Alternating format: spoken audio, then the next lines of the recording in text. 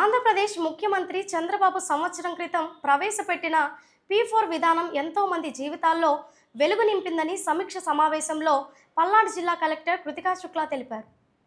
యువతకి ఒక మార్గదర్శి కావాలని, ఎవరు డబ్బులు అడగట్లేదని, 30% మంది ఉద్యోగం కావాలంటున్నారని అన్నారు. ఏ వృత్తిలోనైనా చదవాలన్నా, చదివిన తర్వాతనైనా ఏ రూపైనా తగిన మార్గదర్శిగా ఉండగలగాలని కలెక్టర్ కృతికా శుక్లా తెలిపారు. P4 ప్రారంభించినప్పటి నుండి నరసరావుపేటలో జరుగు ప్రతి ప్రోగ్రాం రాఖీ న్యూస్ వార్తల సేకరణలో ప్రజలకు తెలియపరచడానికి ముందుంటుందని పలువురు ప్రశంసించారు. దీన్ని చక్కగా నిర్వహించడానికి తోడ్పడవలసిందిగా నేను కోరుతున్నాను. వృద్ధిరేటు సాధించడమే లక్ష్యంగా అడుగులు వేస్తుంది. పరిశ్రమల అవసరాలకు అనుగుణంగా రాష్ట్ర యువతలో నైపుణ్యాలు పెంచి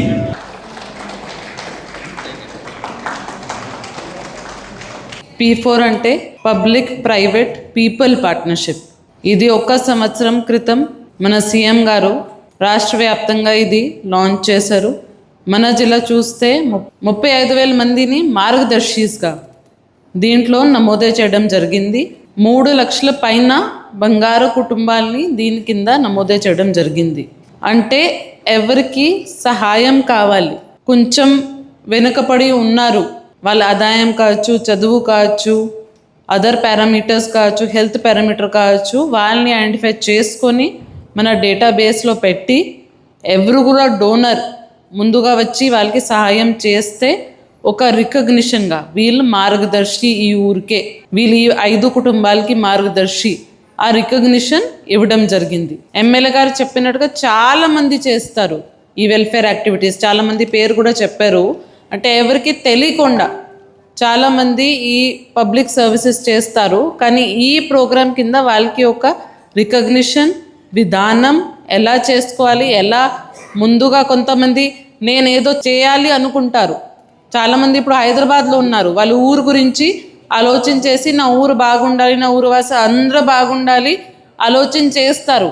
అది ఎలా చేయాలి ఇప్పుడు దానికి ఈ ప్రోగ్రాం కింద మన సచివాలయంలో అప్రోచ్ అయితే ఎవరు కూడా మార్గదర్శిగా నమోదే అయితే వాళ్ళకి కనిపిస్తాయి ఈ ఊర్లో ఎవరెవరు సహాయం కావాలని వాళ్ళు ఉన్నారు. వాళ్ళు చూస్ చేసుకొని ఎవరికి సహాయం చేయాలి, ఏం కావాలి. అది ఫైనాన్షియల్ మాత్రమే కాదు, అందరు దీన్ని ఫైనాన్షియల్ ఎక్కువ చూస్తారు. కానీ ఫైనాన్షియల్ కంటే నాన్ ఫైనాన్షియల్ దీనికి ఎక్కువ అవసరం.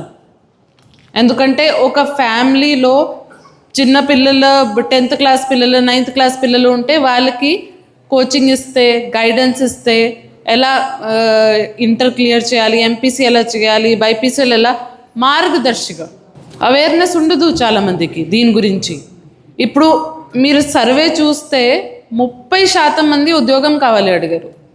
డైరెక్ట్గా డబ్బు కావాలి ఎవరు అడగట్లా, ఉద్యోగం కావాలి అడుగుతున్నారు. పని చేయడానికి విల్లింగ్ ఉన్నారు వాళ్ళు, కానీ ఆ ఉద్యోగం ఎలా వస్తుంది దాని గురించి వాళ్ళకి మార్గదర్శి కావాలి. ఆ మార్గదర్శి 5 కుటుంబాలని చూసుకొని మీరు ఈ స్కిల్ ట్రైనింగ్ చేస్తే, కొంచెం AI నేర్చుకుంటే, కొంచెం కంప్యూటర్ నేర్చుకుంటే మీకు ఇవన్నీ ఉద్యోగాలు వస్తాయి. చాలా ఉన్నాయి ఇప్పుడు ఉద్యోగాలు, ఎయిర్ ఫోర్స్ కావచ్చు, ఆర్మీ కావచ్చు, నేవీ, హోటల్ మేనేజ్మెంట్, అవన్నిటి గురించి తెలియలేదు మన యూత్కి, స్టూడెంట్స్కి తెలియలేదు.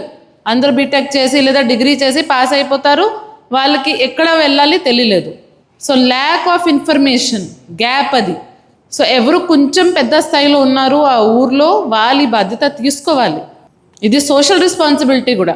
నేను ఒక IASగా నేను 10 మందికి గైడ్ చేయడానికి విల్లింగ్గా ఉన్నాను, నేను చేస్తాను. నాకు చాలామంది డైరెక్ట్ కూడా ఫోన్ చేస్తారు, నేను IAS అవ్వాలి మేడం, మీ పేరు చూసాను, ఎలా UPSC ప్రిపేర్ చేయాలి చాలామంది అడుగుతారు, నేను గైడ్ చేస్తాను. నాకు దేవుడు దేవల్ల క్లియర్ అయింది, నాకు ఎక్స్పీరియన్స్ ఉంది. అది ఎమ్మెల్యే గారికి ఎవరైనా అడిగితే నేను పాలిటిక్స్ రావాలి, డాక్టర్ అవ్వాలి, ఎమ్మెల్యే గారు గైడ్ చేస్తారు.